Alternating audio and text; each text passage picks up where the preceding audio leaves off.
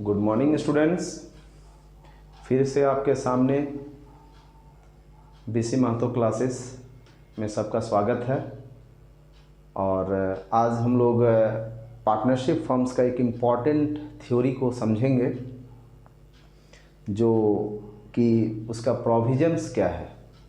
यानी partnership firm में आप देखेंगे कि एक्ट इस जो 1932 इंडियन पार्टनरशिप एक्ट में क्या प्रोविजंस है, थोड़ा सा उसके बारे में हम लोग जानते हैं। तो हम लोग करते हैं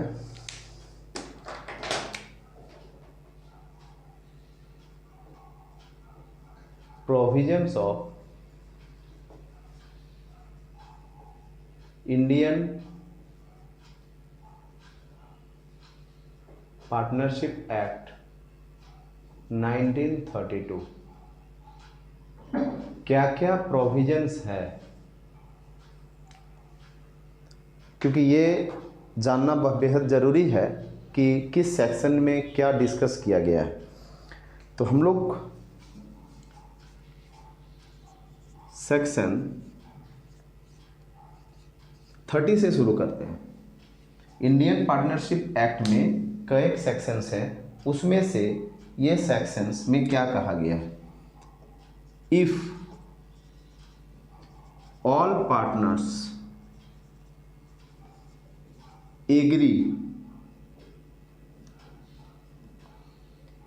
ए minor may be admitted for the benefit of partnership. Partnership में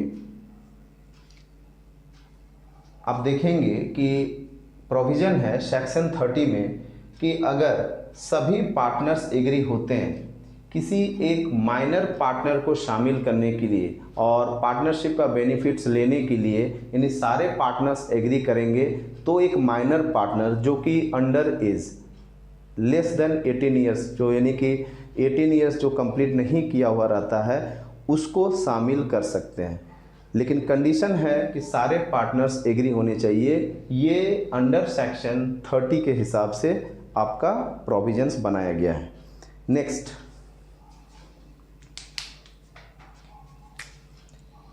सेक्शन 31 में क्या कहा गया? कहा गया है कि a person may be admitted as a partner either with the consent of all the partners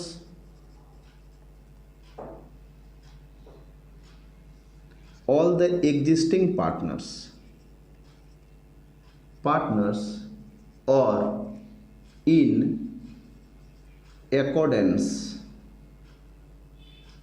with an agreement among the partners। देखिए, इसमें कहा गया है कि कोई व्यक्ति एडमिट हो सकता है पार्टनर के रूप में either with the consent of all the existing partners. जो पार्टनर्स पहले से फर्म में हैं उनके सहमति से, उनके कंसेंट में एक पार्टनर एडमिट हो सकता है, या दूसरा केस और in accordance with an agreement among the partners.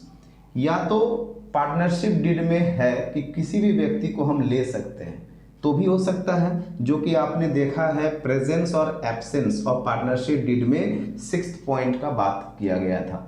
वहाँ पर भी यही चीज़ कहा गया था कि किसी व्यक्ति को हम लोग एडमिट कर सकते हैं, बट सभी पार्टनर्स एग्री करें तो, अदरवाइज अगर डीड नहीं रहा तो नहीं कर सकते हैं। तो यहाँ पर वही कहा गया है कि कंसेंट ऑफ अदर पार्टनर्स। ये सेक्शन 31 में कहा गया है। तो यहाँ पर आपका 2 सेक्शंस हो गए हैं। तीसरा सेक्शंस कहा गया कि सेक्शन 32। इस सेक्शन 32 में क्या कहा गया, इसको समझते हैं। ए पार्टनर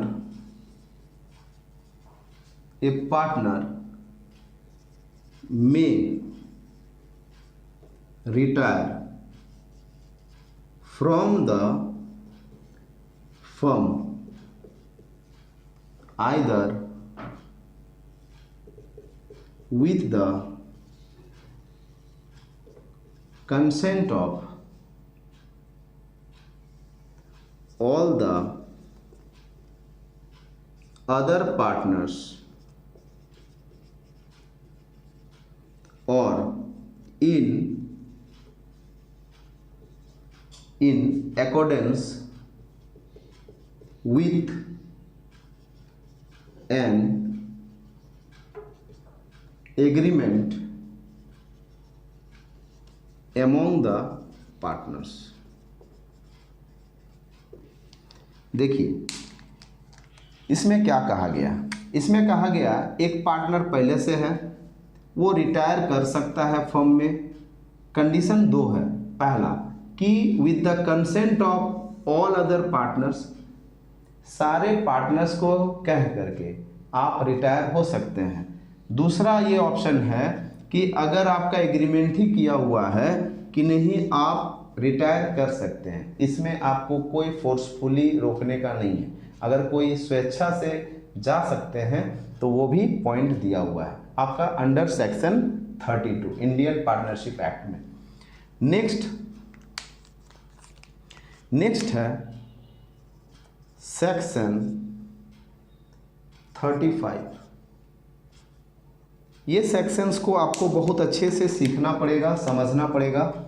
कहा गया है unless otherwise agreed by the partners in the partnership deed,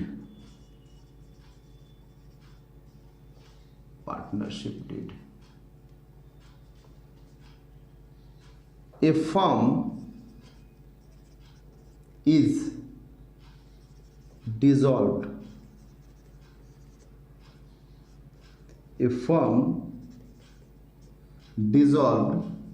on the death of a partner।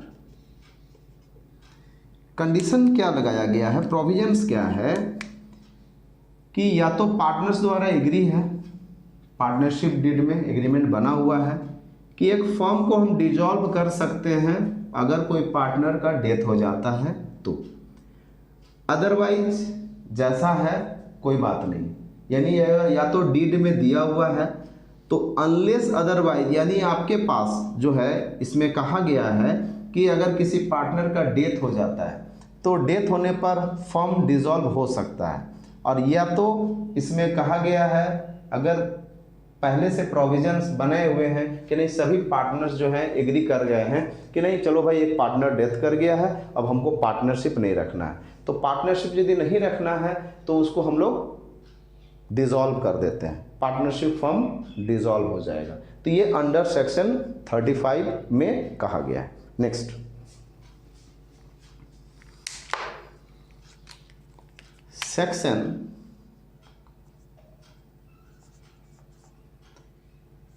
69।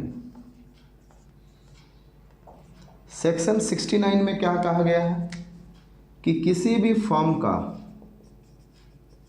Registration, यानी registration of the firm under the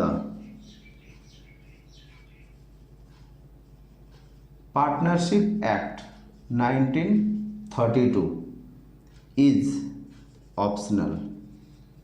registration कराना कंपलसरी नहीं है, ये ऑप्शनल है एंड नॉट कंपलसरी। अब क्वेश्चन है यहाँ पर कि अगर रजिस्ट्रेशन ऑप्शनल है, कंपलसरी नहीं है, तो फिर लोग रजिस्ट्रेशन क्यों कराते हैं? रजिस्ट्रेशन हमेशा लीगलाइज बिजनेस को करने का रहता है कि अगर हम रजिस्ट्रेशन अगर करवाते हैं फर्म का, तो हम किसी भी तरह से बिजनेस को जो रन कर रहे हैं पार्टनरशिप फर्म में, तो ये पार्टनरशिप एक्ट के हिसाब से नियम बनाए हुए हैं, प्रोविजंस ऐसा बनाया हुआ है कि आप रजिस्ट्रेशन करा भी सकते हैं, नहीं भी करा सकते हैं, कंपलसरी नहीं है। तो फिर हम लोग रजिस्ट्रेशन क्यों करवाते हैं? रजिस्ट्रेशन कराने से क्या होता है, क्योंकि आप एक लीगल बिजनेस करने जा रहे हैं, तो जब लीगल बिजनेस आप करने जा रहे हैं तो उस समय पर आपके लिए ये अच्छी बात होती है कि आपका कोई भी डिस्प्यूट्स, कोई भी डॉक्यूमेंट्स, आपके पास फ्रॉड केस नहीं होता है। आप रजिस्ट्रेशन कराए हुए हैं, ऐसा नहीं है कि रजिस्ट्रेशन नहीं कराएं तो फ्रॉड ही होगा, बट यहाँ पर एक ऑप्शन दिया हुआ है, तो ये ऑप्शनल है। और ये पांचों सेक्शंस जो है इंडियन पार्टनरशिप एक्ट 1932 में ये डिस्कस किया गया है। आई होप कि आज का सेशन आपको समझ में आया होगा, आप इसको बेहतर तरीके से रिवाइज करेंगे और इंडियन पार्टनरशिप को धीरे धीरे स्टेप बाय स्टेप आप सीखते चले जाएंगे। तो जितने भी व्यूअर्स हैं, आप इस चीज़ को सीखें और पॉइंट्स समझ में आते गया तो आप जो है सब्सक्राइब भी करें। Thank you.